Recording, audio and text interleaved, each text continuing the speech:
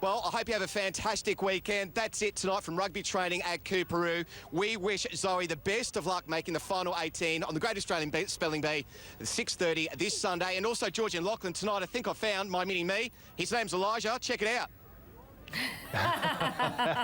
Good's Elijah. What do you reckon? Spot on. That is gold. Very well done, and good luck to Zoe. Thanks, Absolutely. Josh. That is 10 Eyewitness News for now. We'll be back Monday. It was very good. Win Local News is next for our regional viewers. Stay on 10 for Family Feud. Have a great weekend. Good night. Good night. With a very steamy top of 36 degrees. And as you can see there, as we get to Sunday and Monday, those temperatures begin to cool down. And that's what I'm trying to do tonight, Georgie and Lachlan. I know you wouldn't understand being in that very comfortable air-conditioned studio back at Mount Cootha. And let me tell you, these kids have been splashing me for the last hour. So now it's time for the weatherman to get some revenge. Here we go, kids. Oh dear. Watch the audio equipment. See you, Josh. That is 10 Eyewitness News for now. We'll be back tomorrow at 5. And there went the microphone. Yeah. For our regional viewers, stay on Win for local news bulletins. Next on 10, it's The Feud. Have a good night. Good night. Email 10schools at network10.com.au. Georgie and Lachlan, I think I'm going to run my own experiment now and actually try this. It looks very tasty. I know, I was going to say that. Do they get to eat their experiments? Marshmallow and jelly. Oh, yeah. Hope their fingers were clean. Thank you, Josh. But that is 10 Eyewitness News for now. We'll be back tomorrow at 5. Thanks for your company. Hopefully Josh will be with us. See you tomorrow. Good night. Have a good night. It is a weather time, Josh. Tonight you're out amongst some active Queenslanders. Why aren't you being active?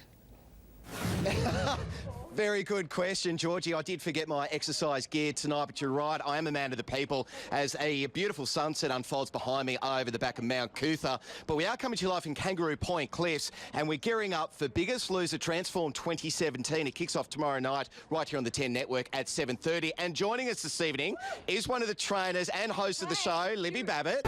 In 10 Eyewitness News, first at 5. A major air and sea search underway in Moreton Bay after the discovery of an empty canoe off Peel Island. Former PM Tony Abbott lashes out, accusing Christopher Pyne of disloyalty as damaging recordings are leaked. Crown Resorts employees, including 3 Australians, face court in Shanghai. And Aussie Daniel Ricciardo pulls off a stunning come-from-behind victory at the Azerbaijan Grand Prix. Details first at 5 o'clock. The southeast won't escape the onslaught of heavy rain. 10's weather expert Josh Holt joins us now. And Josh, when can we expect the downpour to arrive? Well, Georgie, the rain has already developed off the southeast Queensland coast. We'll look at the radar in just a moment, but firstly, the satellite picture. Now, it's quite a complicated weather setup at the moment. We've got an upper level low, some colder air in the upper level sitting over southern Queensland. That's really driving this weather event. Off the coast, we've got a trough of low pressure. Embedded within that, an east coast low possibly deepening as we get through tonight into tomorrow morning. Let's dive in for a closer look. The rain, as I mentioned, already developing along that trough of low pressure. We can see it offshore here and getting heavier as the afternoon went on. Some showers have been coming over the Gold Coast already. Some areas picking up already over 7 millimetres of rainfall. But this is the situation over the next 24 hours. Possibly that east coast low developing and deepening overnight, driving in some onshore winds and also some very heavy rain across areas of southeast Queensland. It's very much dependent on where the centre of the low is as to where we'll see the most severe weather. But our best guess at this stage could possibly be areas of the Gold Coast and the Gold Coast hinterland. Possible rainfall totals of between 50 and 100 millimetres. Some areas possibly seeing 150 millimetres plus. But Georgie, we'll have further weather updates coming up shortly in the bulletin. All right, this is the moment that our reporter Josh Holt in Bowen had a very narrow miss, a piece of metal guttering falling off his hotel room. Thankfully, he's still standing on the balcony and he is okay, but it's certainly a reminder that things are getting dangerous. Josh, you said that you are fortunate enough to be in a building that has been built to withstand these sorts of storms. We know that, wow, you've just had a huge part of the roof just come off behind you. Yeah, we're just having a look. Yeah, that is the guttering of the motel. It's just been ripped off. So as I mentioned, that structural damage now is starting to happen in Bowen. It's just been absolutely torn to shreds like it's a piece of paper. It's absolutely incredible when you're up close and personal to a system like Debbie, just to see how ferocious Mother Nature can be. We've got Josh Holt on location at Bowen. I just caught you out the corner of my eye there, Josh. What happened there, mate? You're ducking and weaving. Yeah, look, There is some very loud bangs going on at the moment. As you can see behind me, these winds are really starting to get up. Now, in a bit of breaking news on Studio 10, I've just had some data relayed to me on my mobile phone. We've just had an official recorded gust at Hamilton Island at 263 kilometres per hour. That is a high-end Category 4 system, and it's barrelling towards Bowen at the moment. Well, now we mentioned our reporter Josh Holt, who's reporting live from Bowen all morning for us. Josh, we saw your very close call with a metal roof guttering earlier. We're glad you're okay. What's the latest there now? Well, you may be able to hear these incredible wind gusts as they're starting to unleash across the township of Bowen. As you mentioned, we had a little bit of a close shave. The corrugated iron that lines the roof here just came away and collapsed and gave us a bit of a fright. Even weather presenters aren't immune to cyclones like Debbie. But I'd like to show you some of the trees that are lining our motel. Just have a look at the top of them. The palms have just been sheared off by these incredible wind gusts. And as you dip the camera a little bit further, you'll be able to see a palm tree has now actually been uprooted, and it is dangerously looming over a property which is lining our hotel. You can see the grey roof there. That's the rooftop of the home, and the palm tree is nearly almost about to fall onto that house. The other feature we're seeing, obviously, is the very heavy rain, and as I get the camera to go down the driveway again, you can see the flash flooding is starting to happen in Bowen. Some of that floodwater is even making its way up our driveway. Now, the Bureau of Meteorology has also updated its latest warnings and also forecast track map. First of all, I'll start with the location. Right now, severe tropical cyclone Debbie is only located 65 kilometres off the coast, so she is very close indeed. We've seen wind gusts recorded at 263 kilometres per hour. The Bureau is saying there is the possibility near that destructive core of the cyclone we could see those gusts getting up to around about 270 kilometres per hour. That is a very high-end Category 4 severe tropical cyclone. Now, the latest forecast track map, it has dipped just a little bit further south of Bowen, but still very close indeed. It'll probably make landfall in between Proserpine and Bowen, so both townships could be affected by these extremely strong winds over the next few hours, guys. All right, Josh, just one thing that you mentioned there about the wind gust that we know of, obviously at 263 kilometres an hour peaking at Hamilton Island. What about the average wind that you're copping right now? Can you feel that starting to pick up as well, or is it just coming and going at you in bursts?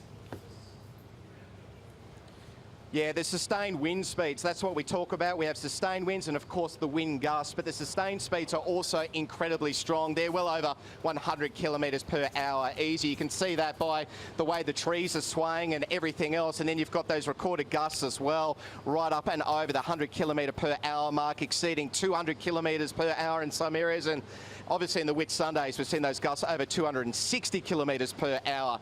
Now, at the moment, as you mentioned, the eye is very close indeed. The latest radar I had a look at just a few moments ago here at the motel. It has the eye just hovering over Hayman Island as we go live to air. So this system is very close, and you can certainly feel it in Bowen at the moment. You are walking a very fine line in Bowen at the moment, Josh. You, of course, have to do your job. You need to bring us the very latest on what's coming in from on the ground, and also you need to stay safe. What sort of preparations have you and your crew taken to make sure that you guys get through this storm safe and sound as well?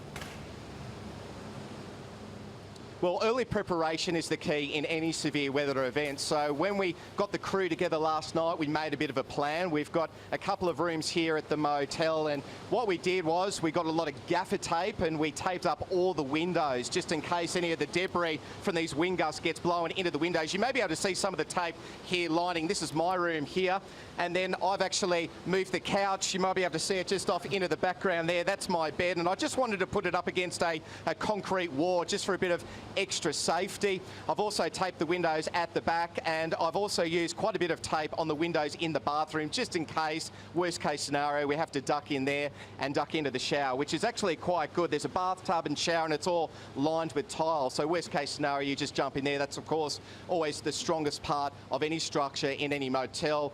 hotel or home. So very important you prepare early. We've also filled up all the big tubs in the laundry, so we've got water there available. We also boiled the kettles last night, so we had some safe drinking water if need be. We also have a lot of supplies. In fact, our very kind executive producer in Brisbane for 10 Eyewitness News, Holly Green, she met us at the airport before we left, and she put together a ration pack. Can you believe it? For all members of the crew. She's an absolute darling, let me tell you. So we've got our ration packs as well, and we're pretty well prepared, I must say, and we're staying very sensible. We're staying within the concrete structure of the hotel at the moment as these winds pick up, so we're in no danger whatsoever, and we'll continue to be safe right throughout the afternoon. Yeah, you do have to prepare. I mean, it sounds a bit daggy and you go into almost Bear Grylls kind of mode, but when you've got a storm coming your way the size that it is and you're already feeling the effects of it, you have to be prepared. You mentioned that Hayman Island is the location right now where the storm's sitting, Josh. Hayman's sort of to your east and south a bit, and that appears to be what's happening with this one.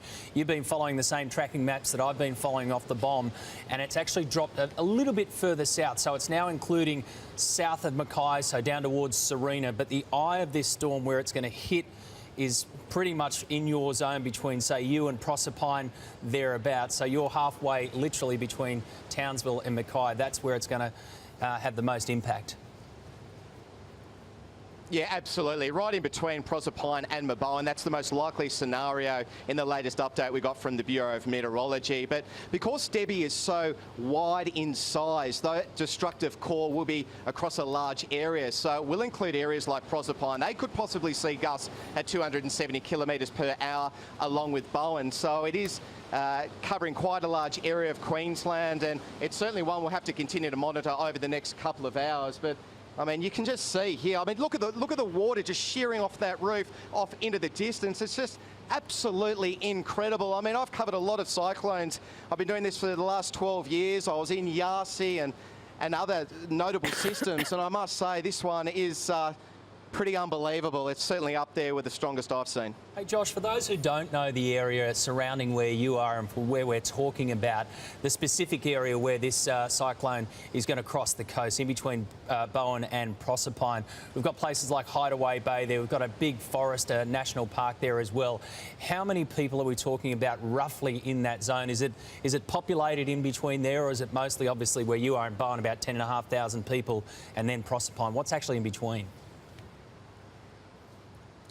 Yeah, it's actually quite interesting. Probably in our area, the most populated region would certainly be Bowen. Obviously, Proserpine has a decent population as well. And then, of course, you go into Airlie Beach and the Whitsundays areas. But there's also little townships along the way. If you follow the main highway down the coastline, you come across those. And I'm not quite sure what's happening in those areas. Obviously, communication is starting to go down across the region. We're getting dribs and drabs of what's going on, but they're certainly feeling the force as well. I mean, we talk about the area. It's the beautiful Herbert and Lower Burdekin, the Central Coast of Whitsundays part of Queensland. There are a lot of people that reside here. There's also a lot of farms in the region, which we should also probably touch on. In terms of the cane farmers, I was speaking to one of those on the plane on the way up to Queensland, and he was telling me they've had an absolute bumper crop this year.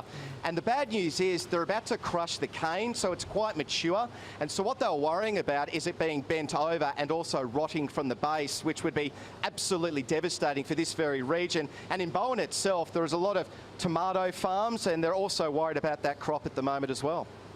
Yeah, Josh, you know, it's interesting because, you know, North Queenslanders, they have this amazing sense of resilience and a bit of a, oh, she'll be right, mate, attitude, you know, to these sorts of situations.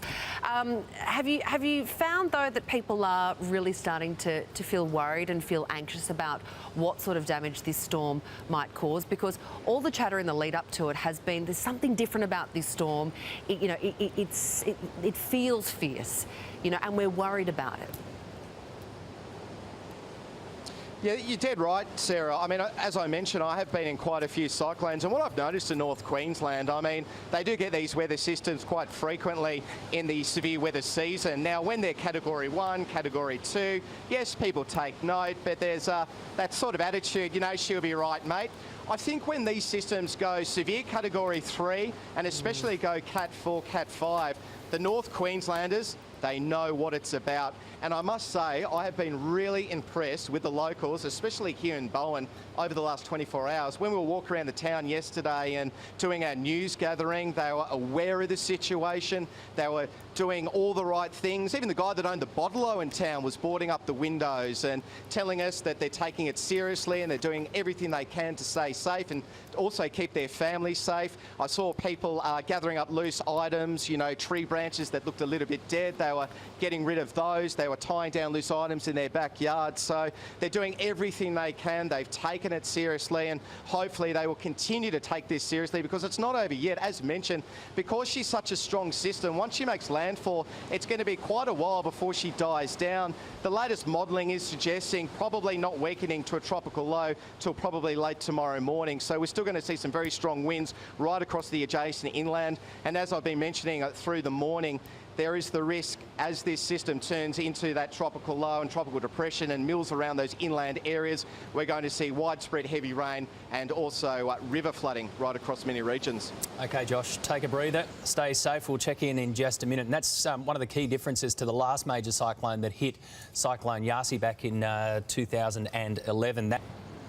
Absolutely. Corrugated iron, metal sheets, I mean, you name it. Street signs can be another dangerous thing as well. And as you mentioned, Maddie, it's just so important that everyone stays in their homes, they seek shelter, they do the right things. And then, of course, once the winds die down, it's not over yet, because what happens is once this system moves through the adjacent inland, it is going to dump a tremendous amount of rain. Now, that water's got to go somewhere. So what happens? It runs into the rivers and the tributaries, and then they start flowing back out to sea. And then what you get in cyclones, you get another high tide coming in. It meets that water, trying to force its way out down the river systems, and it begins to fan out. So as we get over the next couple of days, the real risk here in Queensland will be the floodwaters, and that's why Emergency Management Queensland and all the emergency service people are stressing to everyone, once the cyclone passes, still be sensible, and for whatever reason, do not attempt to drive, walk or ride through any of that floodwater.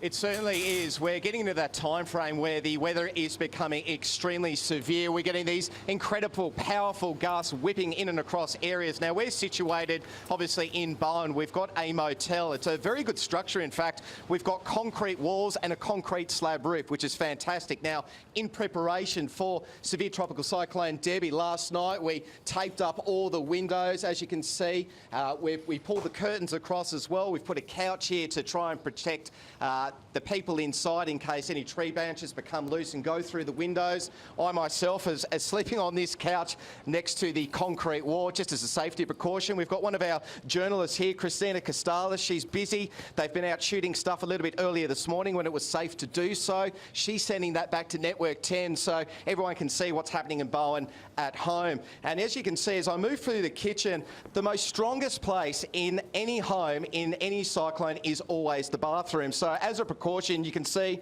I have very well taped up those windows just in case, because if things get really hairy, you may have to jump into the shower there and surround yourself in that tile structure, which is obviously the strongest part of any home. So we're certainly battening down the hatches here. We're preparing for this weather system. It's just off the coast. It will arrive probably in around about 4 hours' time. We're expecting winds possibly at 260 kilometres per hour. So all we can do now is hope and wish everyone the best of luck through this area of Queensland. Hey, Josh, can I just touch on something that you explained a little earlier? So the wind gusts, we know they're going to be very heavy, 260 k's an hour. But what about the tidal situation? The tide is dropping in terms of about 2 o'clock your time. It's going to be effectively low tide. But what about the tidal surge and the prospect of flooding? How does that all work together?